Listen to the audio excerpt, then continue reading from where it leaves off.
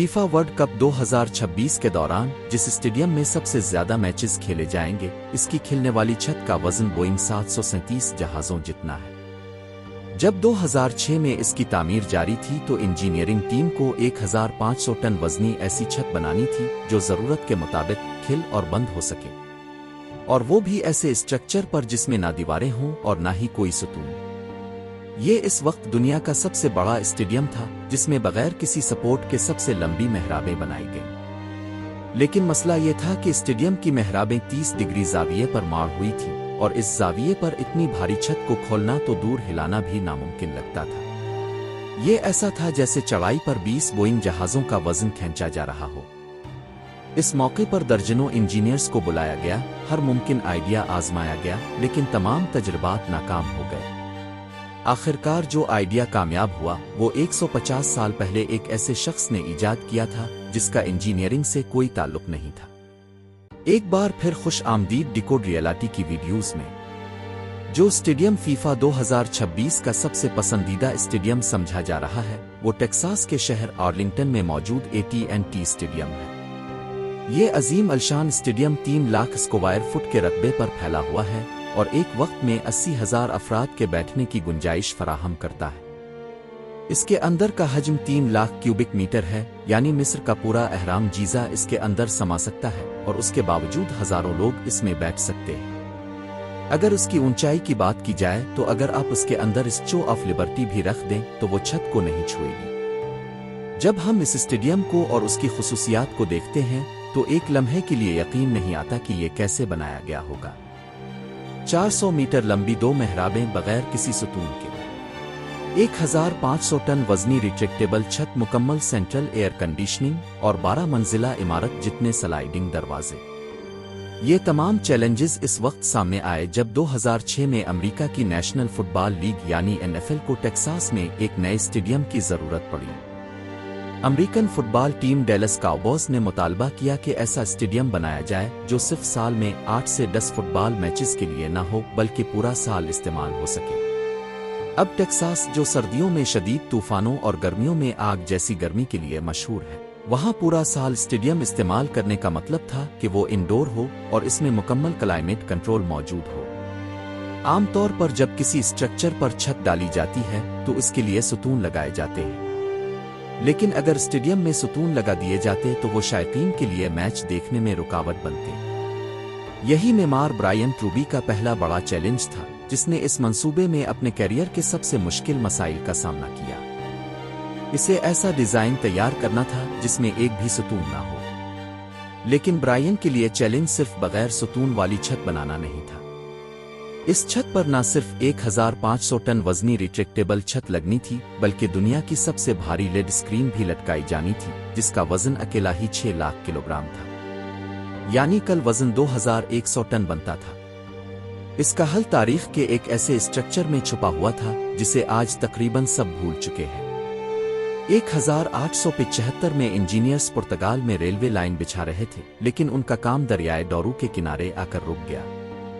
ये दरिया 170 मीटर चौड़ा और 20 मीटर गहरा था, जबकि इस वक्त यहाँ पानी का बहाव भी बहुत तेज था, यानी यहाँ पिल बनाने के लिए सतून लगाना मुमकिन नहीं था। इस मसले को हल करने के लिए फ्रांसीसी इंजीनियर गुस्टाव आइफल को बुलाया गया।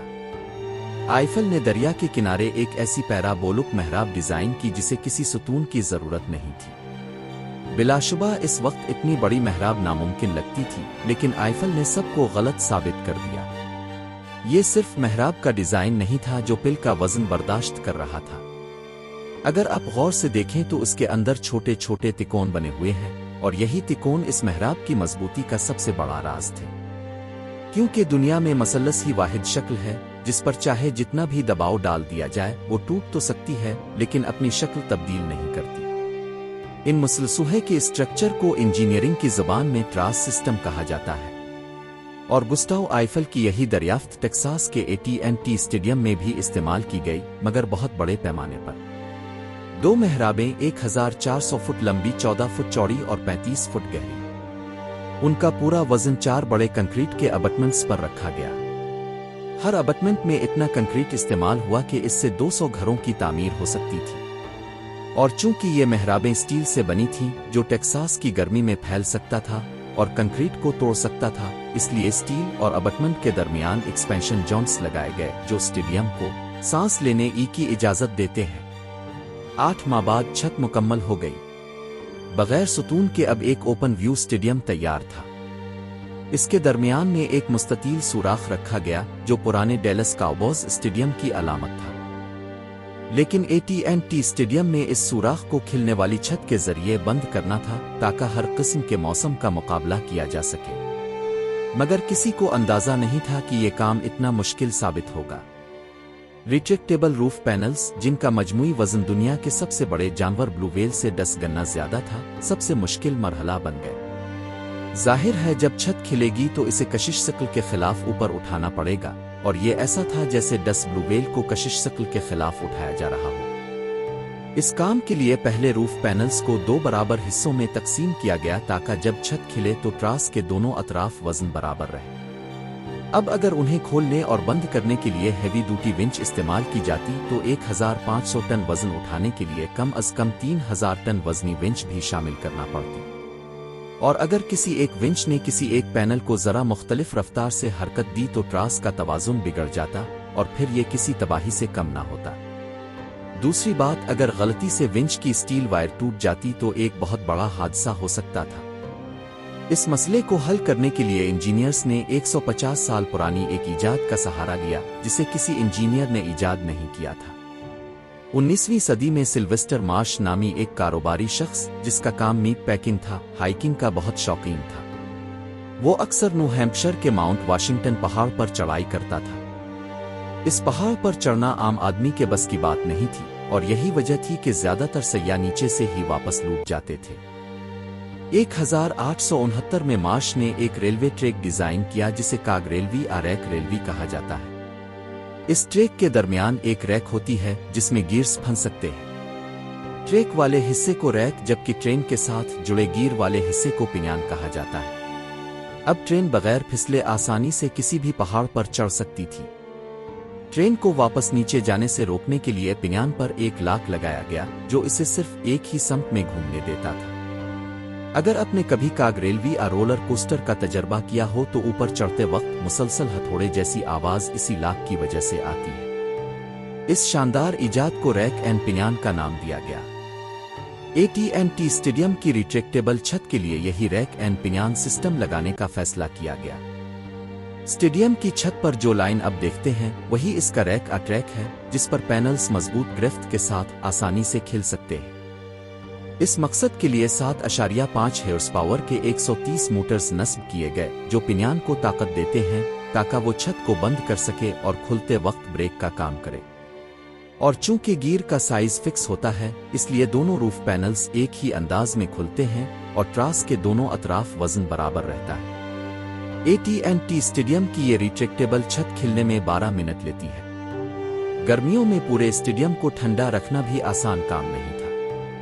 बंद स्टेडियम के अंदर का हजम 30 करोड़ क्यूबिक मीटर है जो 75,000 स्टैंडर्ड कमरों के बराबर बनता है।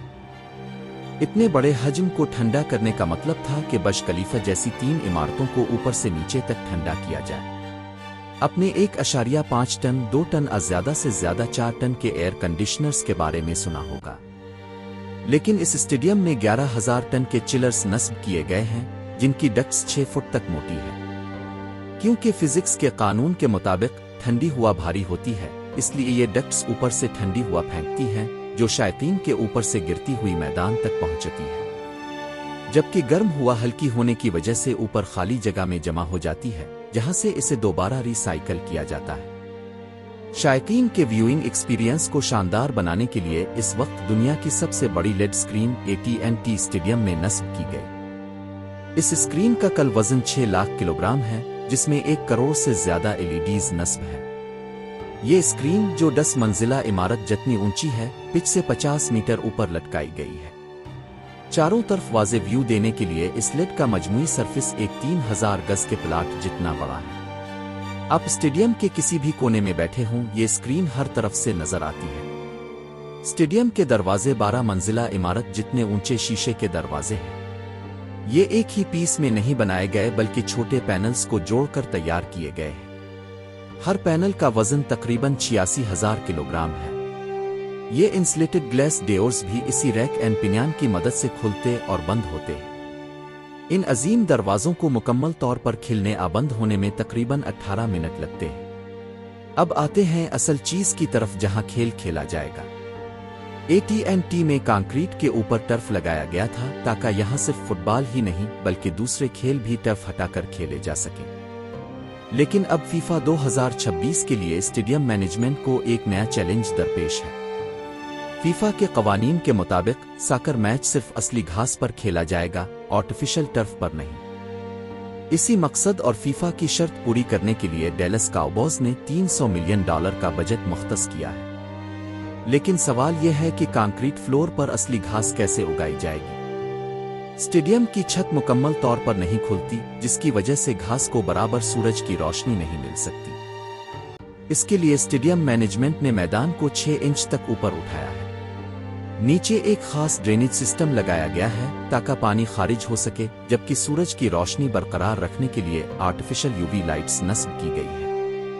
स्टेडियम मैनेजमेंट का मंसूबा है कि असली घास कालारेडो के एक फार्म में आगा जाए, फिर मैच के करीब इसे रेफ्रिजरेटर ट्रक्स के जरिए यहां लाकर नस्ब किया जाए। इसके अलावा स्टेडियम की असल सीटिंग कैपेसिटी जो 80,000 है, इसे बढ़ाकर 94,000 करने का भी मंसूबा है। फीफा 2026 के लिए AT&T स्टेडियम में कल 9 मैचेस खेले जाएंगे, जिनमें पहला मैच 14 जून को होगा, जबकि वर्ल्ड कप का सेमीफाइनल भी 14 जुलाई को यहीं मुनक़िद होगा। और उसके बाद असली घास हटाकर दोबारा टर्फ बिछा दिया जाएगा। उम्मीद है आपको डिकोड रियलिटी की ये वीडियो पसंद आएगी और आप इसे ज़रूर शेयर करेंगे। आपके मोहब्बत भरे कमेंट्स का बहुत शुक्रिया। अगली ज़बरदस्त वीडियो में फिर मुलाकात होगी।